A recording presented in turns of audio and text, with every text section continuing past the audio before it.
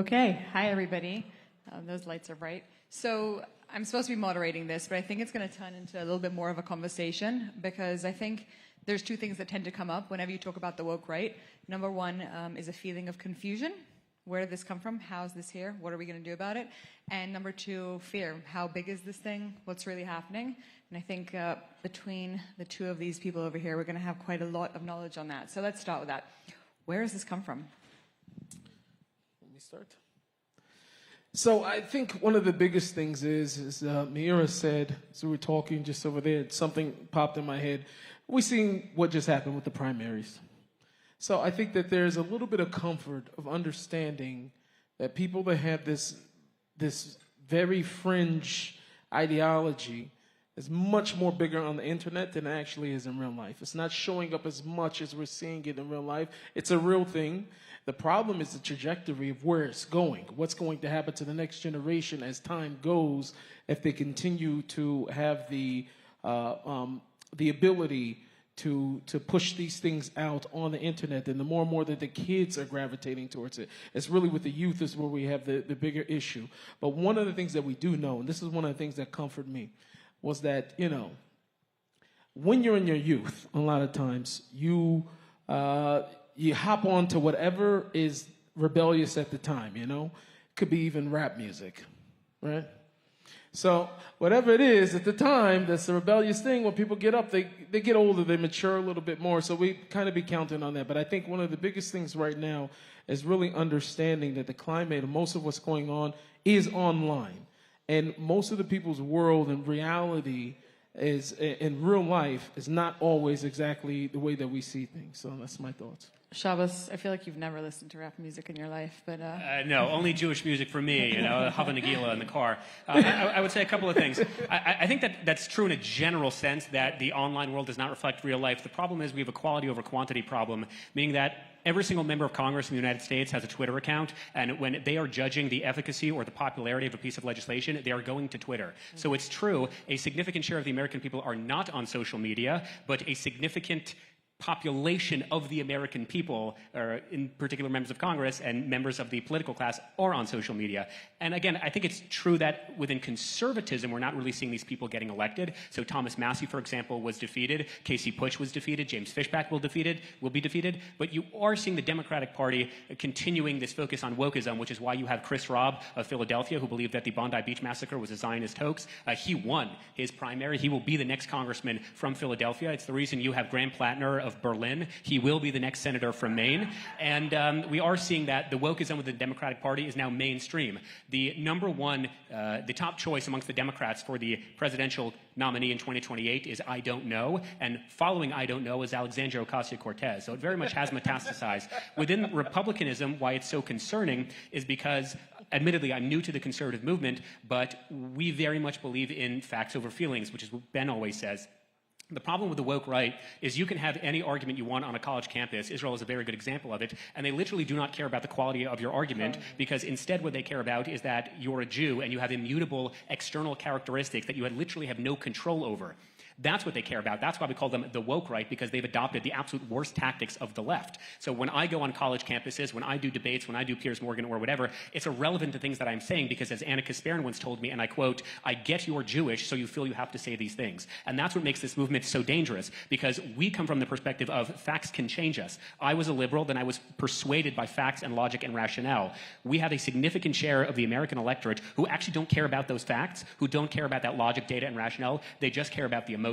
And I agree with me from that video, whereby the biggest problem with the woke right is not the anti-Semitism. The biggest problem with the woke right is the conspiratorial thinking. It's when young people, they don't go to church, they don't have a Charlie Kirk, so instead they're being fed a diet of political indoctrination from people like Nick and Tucker and Candace, who tell them the reason your life sucks, and the reason you can't move out of your mom's basement, and the reason you're working 2-3 jobs is because of something Bill Ackman, and something AIPAC, and something the Jews. That is a really, really bad message to be telling young people, because when you tell young people that thing, you know what they're going to do? They're actually going to believe you, which is why Gen Z men, my generation, are the most likely to engage in suicidal ideation, most likely to be depressed and anxious, and most importantly, the most likely to engage in political acts of violence on both sides of the aisle. Luigi Mangione, who shot Brian Thompson, was a young guy.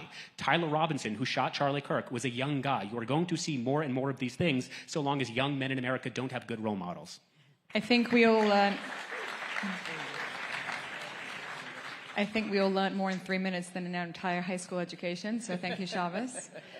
I'm actually going to pull back for a second because I don't want us to focus specifically on what this means for the electorate. I think there's something much bigger going on, and that is this kind of new reality. What we're seeing is a very clear plan. We have enemies of the West who succeeded in indoctrinating the left in whatever way it was, pushing the woke, and what we forgot as a society was that the right was very anti-Semitic for a very long time, and that kind of changed and morphed. But our enemies didn't forget that, which is unfortunate for us. And so they took the same tactic and reapplied it.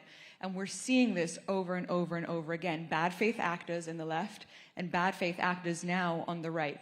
We would be amiss if we didn't mention the big names that are happening.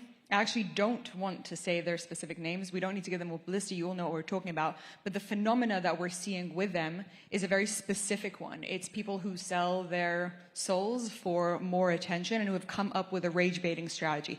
Tell us more about that. But I think the thing is, if you ask a guy like one of the guys we don't want to mention, we're like doing this for real, they'll tell you they never change. It's one of the things that never change.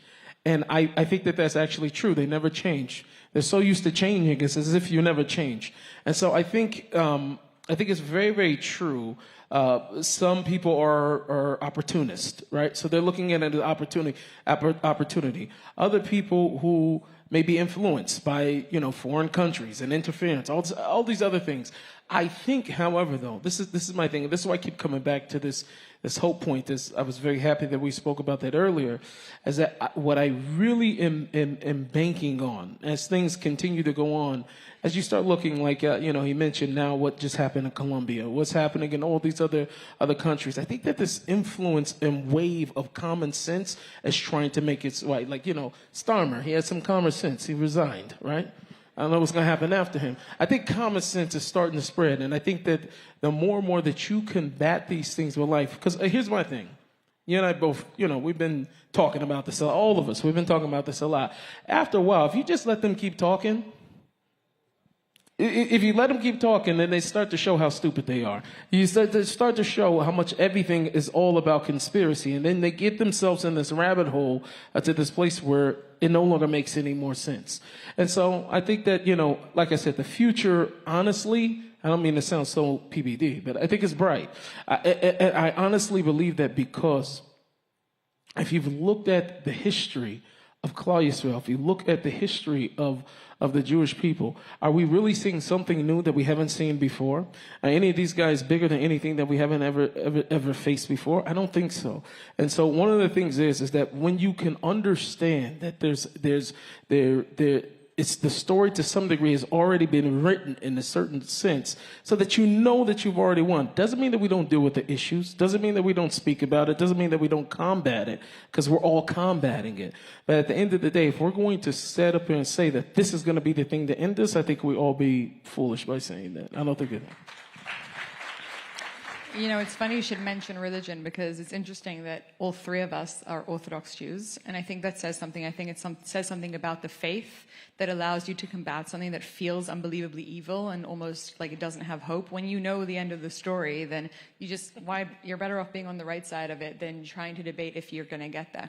What a lot of people don't know about me is that I used to actually work with a lot of this woke right.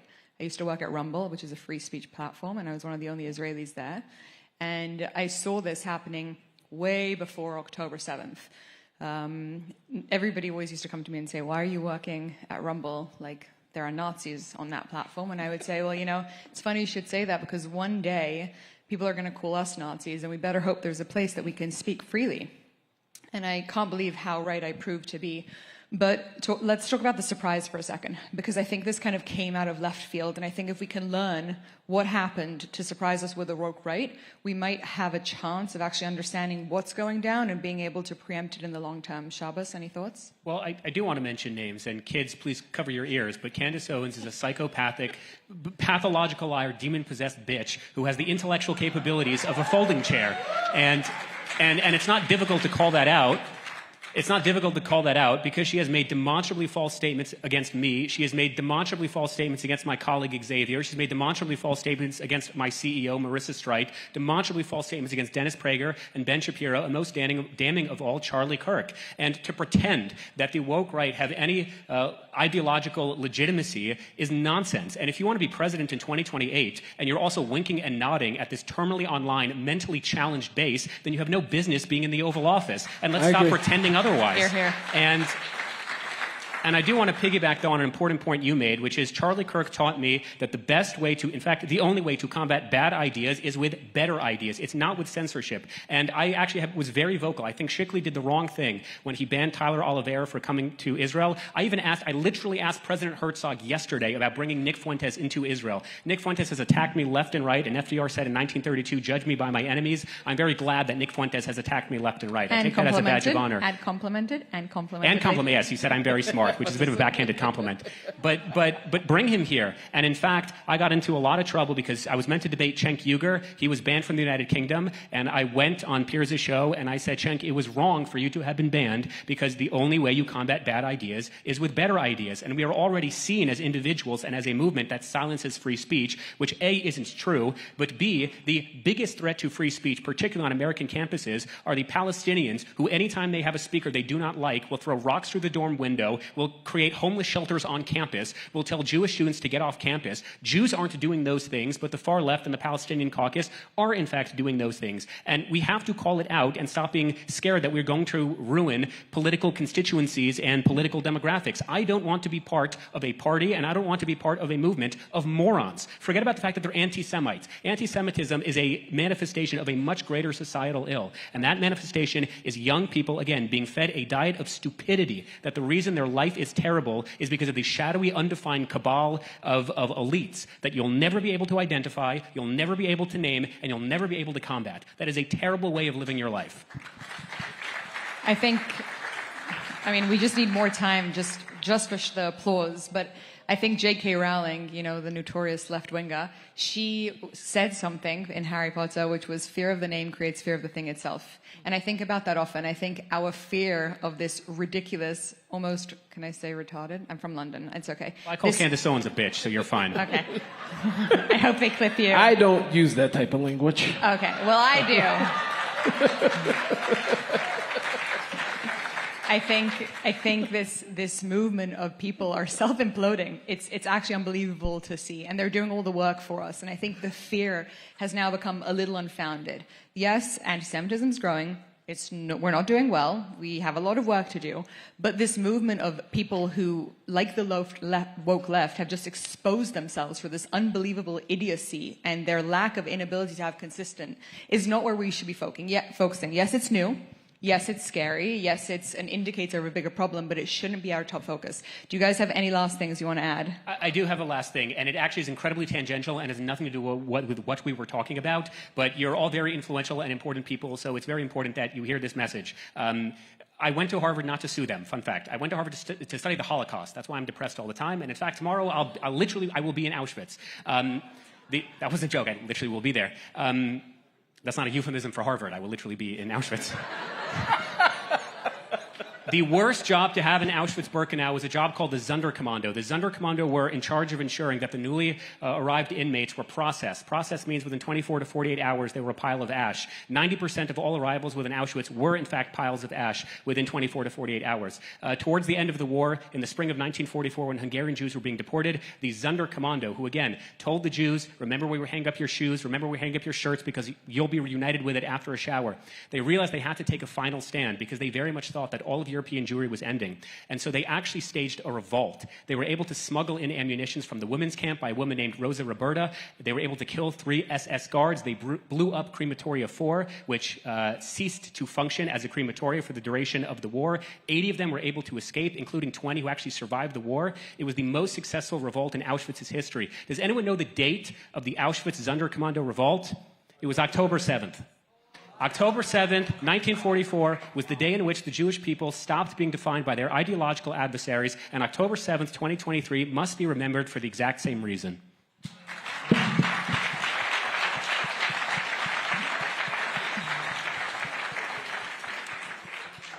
feel like I shouldn't say anything. Nissim? That was beautiful. That was beautiful. Again, my message is encouragement. The streets of Jerusalem are inhabited. There are kids playing in the Rova, from the north, from the south, from the east, from the west. The Jewish people have returned home. And as that has happened, a lot of the world is not going to like that. They didn't like it when we came back from Babylon. They didn't like it when we came back from... They did not like it. So one of the things that we have to understand is that we have seen this before. There's not an enemy too big for us. There's not a single word. There's no slanderous thing that the Jewish people can come to. Me personally, I always tell this to good friends of mine. When I was on my Jewish journey, and I opened up your book, you call it the Am HaSefer, the people of the book. When I opened up the book, after seeing and reading inside of it the love that God had for the Jewish people, I was enamored by it, and I ran every Jew that I saw, no matter who they were, their religion. I found out they were Jew, and I felt like I was looking at a superhero.